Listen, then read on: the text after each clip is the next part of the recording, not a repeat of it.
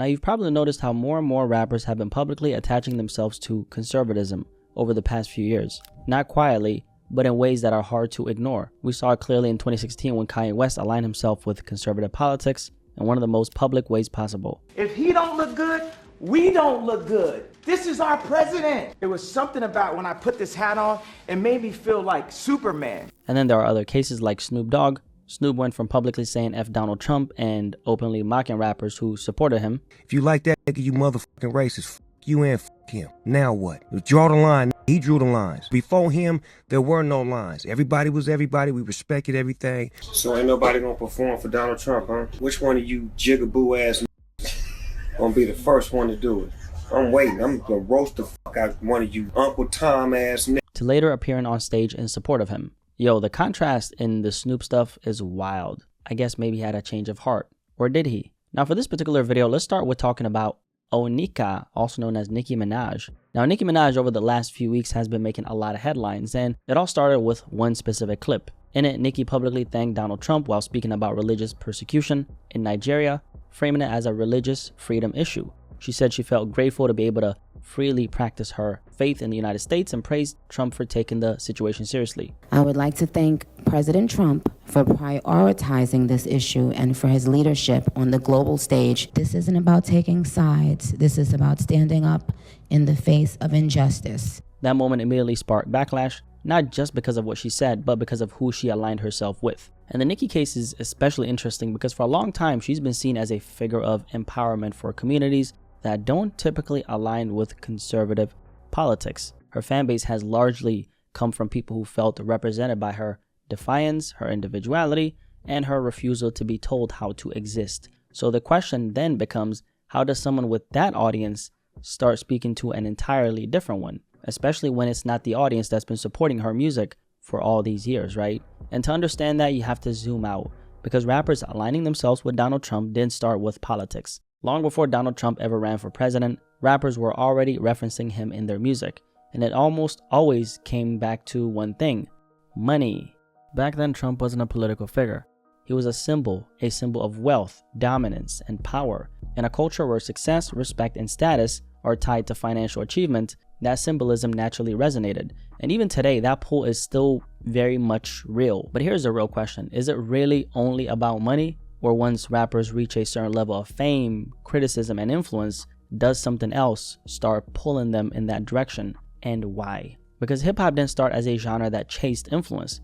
It started as a voice, an outlet for people who didn't control institutions, didn't control narratives, and didn't have many places where their reality was taken seriously. Early hip-hop wasn't about protecting the system, it was about speaking from outside of it, and nowhere was that more obvious than in gangsta rap. Groups like NWA built their legacy criticizing authority, policing, and power structures they felt were stacked against them. But decades later, something unexpected happened. One of the most outspoken voices from that movement, Ice Cube, publicly aligned himself with the conservative political establishment, and the reaction was immediate, because the same political power structure he once criticized from the outside, he was now engaging with and participating in.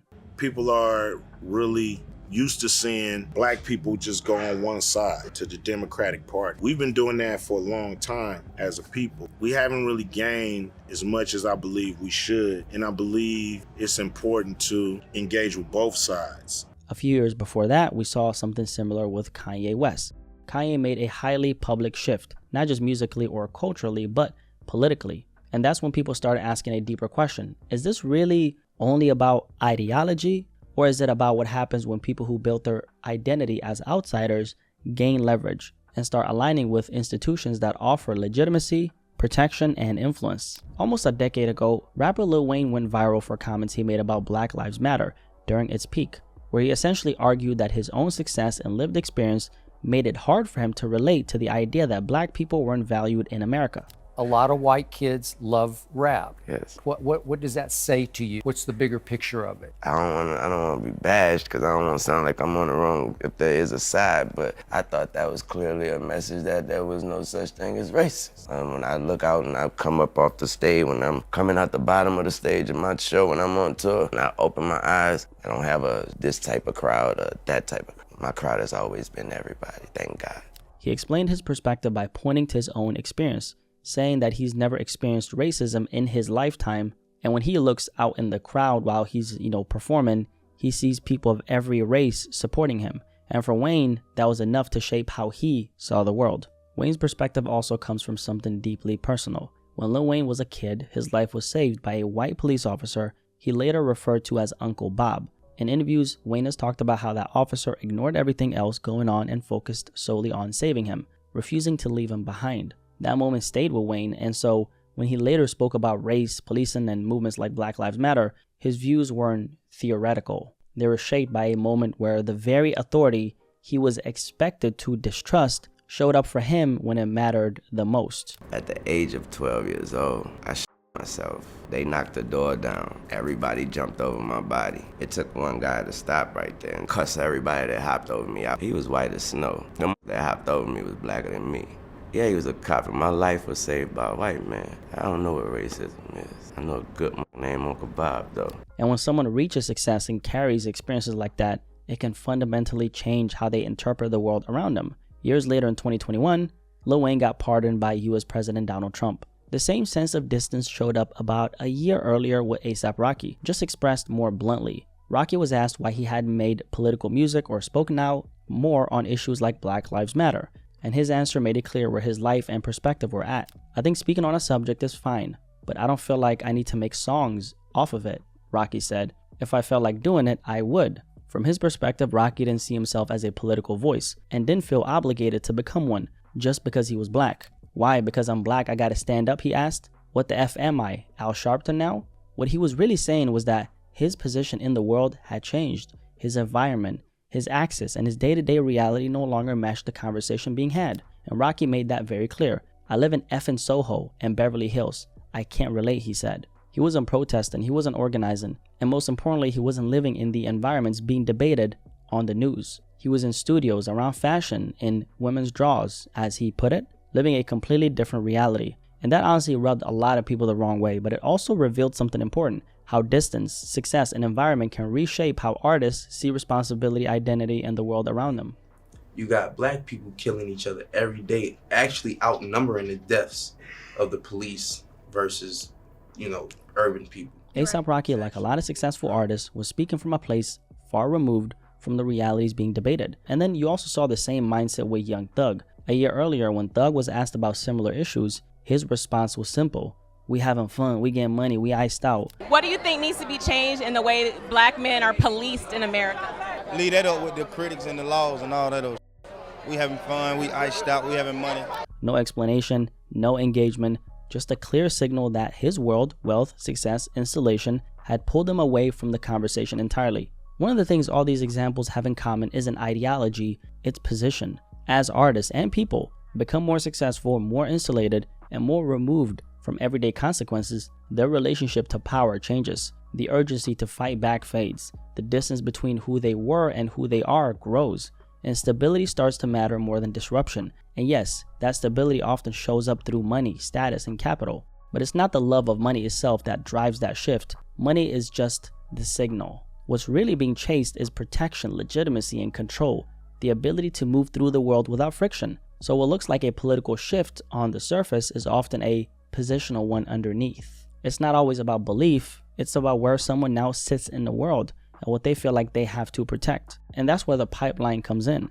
The pipeline works because it doesn't require artists to change their values overnight. It works by slowly changing their incentives. Access replaces opposition. Protection replaces protest. And alignment starts to feel safer than resistance. Not because anyone was forced, but because once your position changes, the cost of fighting back changes as well. And when an opportunity appears to protect what you've already built, access, influence, reputation, long-term security, adapting doesn't feel like you're compromising your values, it feels like risk management. You start off positioned outside of power, then gradually power starts positioning itself closer to you, because that's where access, stability, and protection tend to exist. At that point, there's no dramatic jump to the other side. I mean, you don't gotta flip overnight. All you gotta do is stop resisting. And over time, leaning in starts to feel easier than standing apart from structures that now work in your favor. A big part of rap has always been about signaling status, showing strength, showing success, showing who's really in control. So when someone like Trump becomes the face of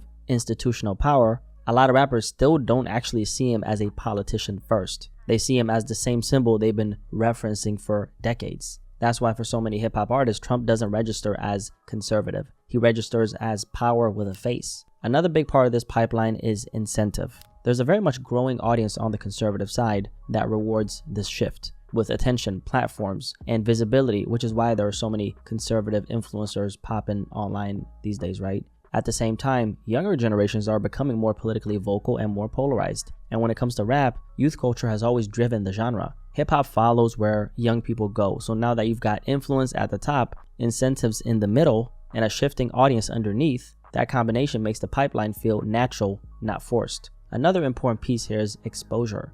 Once artists start publicly leaning a certain way, the algorithm responds to that engagement. Clips get pushed to new audiences, conservative platforms amplify it, the conversations in the comment sections start to change. Suddenly, rappers aren't just speaking to their own fans anymore. They're being introduced to an entirely different crowd. It almost starts to feel like a crossover, a cultural cross-collab between hip-hop and conservative media. The artist gets new attention, the audience gets validation, the feedback loop reinforces itself, and the domino continues. I remember a few years ago when Kanye West wore that All Lives Matter shirt, standing next to Candace Owens. That moment stirred up a lot of reactions. Some people saw controversy, some people saw betrayal, and other people saw evolution. But here's another way to look at it, right? At the root, that might have been a man whose beliefs had shifted to that point over time. Someone documenting where his mind was at that point. But the branches are what the world actually feels. The opinions, the visuals, the moments that get clipped, shared, debated, and pushed by algorithms. Once something enters public space, it stops belonging to the artist alone. It becomes content, conversations. And when those branches start spreading, they don't just reflect what's happening inside the artist, they reach outward. They influence. They connect with new audiences and new people. So even if the change starts internally with the person, the impact is always external. That's how individual shifts turn into cultural movements. Not all at once, but branch by branch. Now with Kanye West particularly, you can see that process in real time in his career. He's always used his personal shifts as part of the art, part of the rollout. Whatever's happening inside of him eventually becomes something public, which gets worn, shared, debated. That's been his entire career. But none of this happens in a vacuum because culture moves in cycles.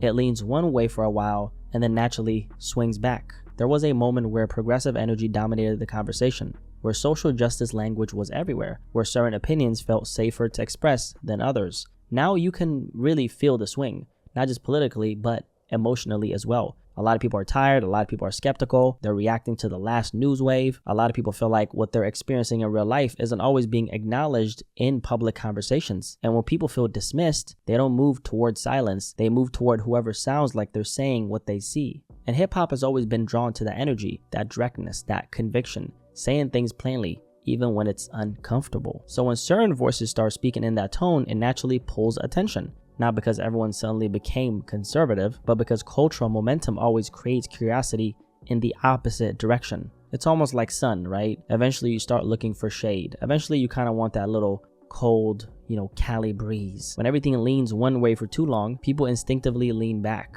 Same thing with society. Every era creates its counter era. Not because anyone planned it, but because momentum always meets resistance. Artists don't exist outside of that. They move with the emotional current of the time. An artist absorbs what's happening around them and reflects it back through their own work, through how they move, how they speak, how they position themselves publicly. That's why despite all the talk about censorship, you're seeing more and more artists openly express where they stand politically. Now, I'd be lying if I said that money isn't part of it. A lot of times, I would say most times, at least 50%, more than 50% of the time, they're definitely getting paid, okay? That's just celebrity culture, but other times, it's simply someone sharing their perspective. You don't have to agree, but you also can't pretend people don't have a mind of their own. You don't have to support every opinion, but you can recognize that people arrive at their views through experience, right? One of the biggest things I've learned about this pipeline is that humans look for validation for their own views. There's comfort in knowing other people see the world the way you do. That's probably why some people clicked on this video expecting me to take a side. We like to believe that we think independently, but like it turns out, public figures still shape culture and perception, whether we realize it or not. So the takeaway here, at least for me, and hopefully for you as well, is to not blindly follow anyone. Just remember, everyone has something to gain, whether through alignment or resistance. The lesson here is awareness. think for yourself. And remember, alignment feels good, but clarity matters way more.